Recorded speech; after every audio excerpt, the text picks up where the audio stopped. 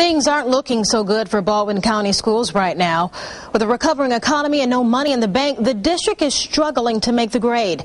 It's nothing you haven't heard before. We've reported countless of stories about the dire situation in Baldwin County schools. But tonight we're asking what led the district to this point? How is it affecting the students? And what's being done to keep it from happening again?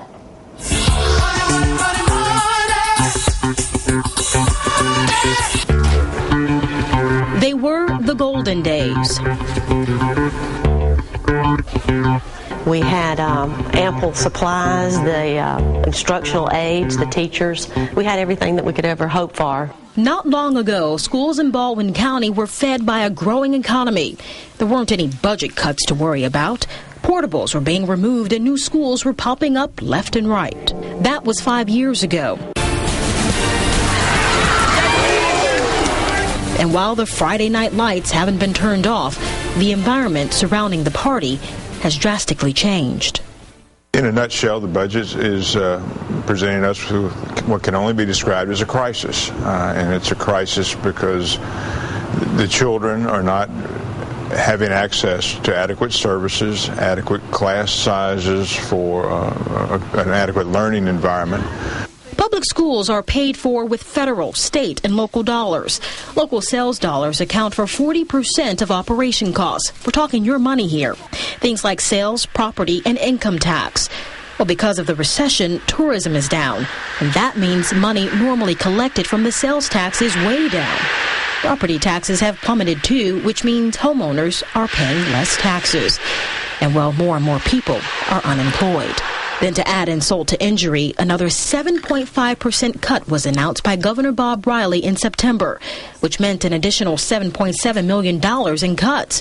To absorb some of those cuts, 510 positions have been eliminated and 2 schools closed. It's sad to see that foundation being chipped away, but my goal is to remain here long enough to see all of these things come back to us. Tammy Fleming is the principal at Bay Minette Middle School. She's been an educator for more than 20 years. Fleming says her school has lost 18 staff members. Down to only a handful of cafeteria ladies, Fleming had to implement an entire new lunch schedule just so the students would be fed on time. You'll also see more students in each classroom. Golden Gray teaches social studies here and is now responsible for 170 students a day. Gray says these larger class sizes are affecting the quality of education. I have at least 15 in one class that really need attention, but the class is so large, it's 38 in there. So I do my best, I do what I can. How many days did we say were in November? It's much of the same in Alberta, where instead of custodians, students are picking up the trash.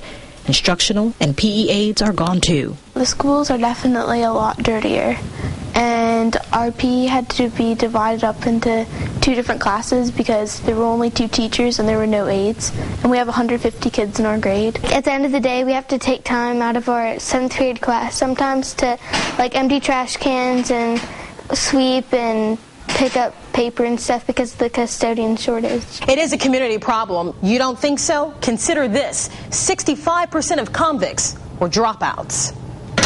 Trey Oliver heads the Mobile Metro Jail. He says there's been a tremendous increase in the jail's juvie population, and a lack of education is a common denominator among many of the inmates. We see people here on a regular basis that make bad decisions, and that just sort of plays into the rut that they've gotten themselves into. It's like that's just one of the series of things that lead up to them winding up here. Oliver says they offer GED programs to educate the inmates in hopes of keeping them from coming back. Hope Zena, well, she loves being the principal at Alberta Elementary School, but she knows she has a big task at hand. Zena says if children don't learn how to read or write by the time they leave here, they'll eventually be put on a path towards failure. She fears that's where some of them are headed now. Based on some of the assessments that we do, we're about 20% below where we have been in the past. Our discipline referrals are up. Our attendance, where we had an attendance officer that could really help us with that, we just barely made the 95% AYP cutoff for attendance. So how do you stop this train? Well, Bob Callahan, Baldwin County School Board member, says the problem lies with how property taxes are collected, or the 10 mil match. All counties have to pay it. However, Callahan says because Baldwin County's property values are the highest in the state, well, they collect more and therefore pay more. But they don't get as much back. Is it really right for somebody to be paying $1.30 an acre on property tax in Baldwin County or in other parts of the state? I don't think it is. And I think that those issues, it's so easy to say, oh, they got too many teachers. Well, we're trying to do something here. We're trying to educate children.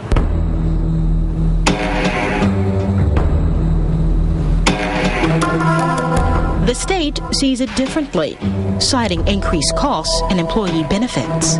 We have been working with all school districts throughout the state for the last 2 years to prepare them for this inevitable downturn. Some districts chose to listen to what we were saying 2 years ago and began to downsize.